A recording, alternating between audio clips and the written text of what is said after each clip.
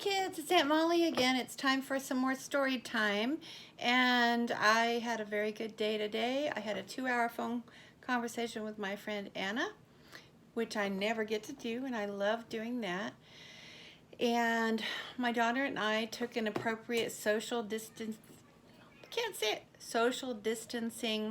walk today and had a really good time doing that and saw a lot of pretty flowers and cute dogs and neat looking houses. And then I drove by my friend Asha's house and just stood outside on the street while she and her mom came out to the porch to say hi to me. And I enjoyed doing that so much that I went over to my friend Valerie's house and stood on the street and said hi to their pets and them, and they, Valerie and the kids, being Harry, while they stood on their porch and said hi, and we caught up for just a minute. So that was really nice. Plus I went to the grocery store. But anyway, okay, so without further ado, we'll continue on this interesting story about the shadow from I cannot talk today. Hans Christian Andersen. There's some kids playing outside, but you know what? I don't mind it. It certainly beats the quiet. This is what my life would be like if I didn't do all my nannying and all caregiving and all that stuff. I'd be sitting in front of a computer by myself in an apartment because I'm an empty nester, and it would be very boring. Right? So anyway, I'm glad to have you all in my life. And I was going to tell you that anybody can watch these videos. It doesn't have to be the kids I nanny. It's for any kids that want to watch it if they like to hear stories out loud. So anyway, without further ado, I got my glasses on. Check, check. I have yet another crazy kitty cat hat, which I think is really funny. I think I got this Christmas before last in my stocking. I'm not sure. It says meow, meow. And then there's some kitty cat ears, which are very cute on there. So I'll put that on. Poof. It's purple. I'm also wearing purple again today. Raggedy's going to come join me. I have not washed her yet because I went running around, and then, I sterilized the bags of groceries and brought them in, put them on my porch, sterilized them as you're supposed to do. And all that was very time consuming. And then I watched Mayor Garcetti on the news. So now we're at 5 o'clock. So tomorrow I have some projects. I might start with you guys and just kind of go from there. But anyway, meow. Are you wearing purple today? Because I am. Do you have your crazy hat? Because I do. Okay, let me see if I can get some of this red. I'm going to start back just a little bit. The dolls. Gotta wash her tomorrow. Tomorrow, laundry. And Monday is laundry day, as the old poem goes. Okay, one night the stranger awoke. He slept with the doors of the balcony open. The curtain before it was raised by the wind, and he thought that a strange luster came from the opposite neighbor's house. All the flowers shone like flames in the most beautiful colors, and in the midst of the flowers stood a slender, graceful maiden. It was as if she also shone. The light really hurt his eyes. He now opened them quite wide. Yes, he was quite awake. With one spring, he was on the floor. He crept gently behind the curtain, but the maiden was gone. The flowers shone no longer, but there they stood, fresh and blooming as ever. The door was ajar, and far within, the music was so soft, it sounded soft and delightful, one could really melt away in sweet thoughts of it. Yet it was like a piece of enchantment. And who lived there? Where was the actual entrance? The whole of the ground floor was a row of shops, and there people could not always be running through. One evening the stranger sat out on the balcony. The light burned in the room behind him, and thus it was quite natural that his shadow should fall on the opposite neighbor's wall. Yes, there it sat, directly opposite between the flowers on the balcony, and when the stranger moved, and the shadow also moved, for that it always does. I think my shadow is the only living thing one sees over there, said the learned man. See how nicely it sits between the flowers? The door stands half open. Now the shadow should be cunning, and go into the room and look about, and then come and tell me what it had seen.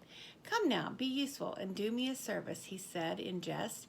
Have the kindness to step in now. Art thou going? And then he nodded to the shadow, and the shadow nodded again. Well then, go, but don't stay away. I think that's where we stopped yesterday. Oops, that's okay. We'll keep going. The stranger rose, and his shadow on the opposite neighbor's balcony rose also. The stranger turned around to the shadow, and the shadow also turned around. Yes, if anyone paid particular attention to it, they would have seen quite distinctly that the shadow went in through the half-open balcony door of their opposite neighbor, just as the stranger went into his own room and let the long curtain fall down after him. The next morning the learned man went out to drink coffee and read the newspapers. What is that? Said he as he came out into the sunshine. I have no shadow. So it is actually gone last night and not to come again. That is really tiresome. Wow, can you imagine waking up one day and you don't have your shadow anymore? That would be weird, right? This annoyed him, not so much because the shadow was gone, but because he knew there was a story about a man without a shadow. It was known to everybody at home in the cold lands, and if the learned man now came there and told his story, they would say that he was imitating it and that he had no need to do so. He would, therefore, not talk about it at all, and that was wisely thought. And here it says Peter Schlemiel, the shadowless man. I don't know what that means. We'll have to look it up. We'll have to Google that, right? In the evening, he went out again on the balcony. He had placed the light directly behind him, for he knew that the shadow would always have its master for a screen, but he could not entice it. He made himself little, he made himself great, but no shadow came again. So he made himself big and small, but he's still no shadow. He said, but of no use. Calling for the shadow, he went, like the shadow would come if he cleared his throat. But to no avail. Didn't happen. It was vexatious, that means it bugged him. But in the warm lands, everything grows so quickly, and after the lapse of 8 days, he observed, to his great joy, that a new shadow came in the sunshine, and in the course of 3 weeks he had a very fair shadow, which, when he set out for his home in the northern lands, grew more and more in the journey, so that at last it was so long and so large that it was more than sufficient. That means it would do. The learned man then came home, and he wrote books about what was true in the world, and about what was good and what was beautiful, and there passed days and days, and years, and yes, many years passed by. One evening, as he was sitting in his room, there was a gentle knocking at the door. Come in, said he, but no one came in, so he opened the door, and there stood before him a very lean man that felt quite strange. As to the rest, the man was very finely dressed. He must be a gentleman. Whom have I the honor of speaking? Asked the learned man. Yes, I thought as much, said the fine man. I thought you would not know me. I have got so much body, I've even got flesh and clothes. You certainly never thought of seeing me so well off. Do you not know your own shadow? You certainly thought I should never more return. Things have gone well with me since I was last with you. I have, in all respects, become very well off. Shall I purchase my freedom from service? If so, I can do it. And he rattled a whole bunch of valuable coins that were hung to his watch, and he stuck his hand in the thick gold chain he wore around his neck. Nay, how all his fingers glittered with diamonds and rings, and they were pure gems. Nay, nay means no. Not like nay, but like no. No, I cannot recover from my surprise, said the learned man. What is the meaning of all this? Something common, is it not, said the shadow.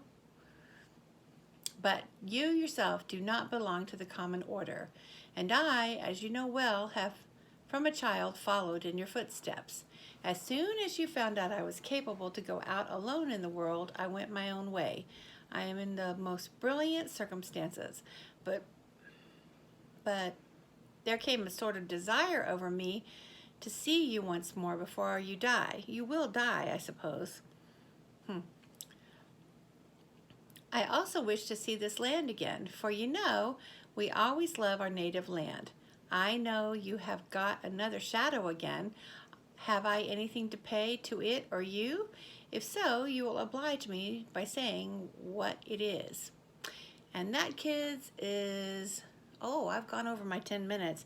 I just figured that's all that people are going to pay attention to this anyway. So around 10 minutes, and now we're going into 11. But I love everybody. Raggedy sings kisses, and we'll talk again tomorrow. Stay well, okay? Love you guys.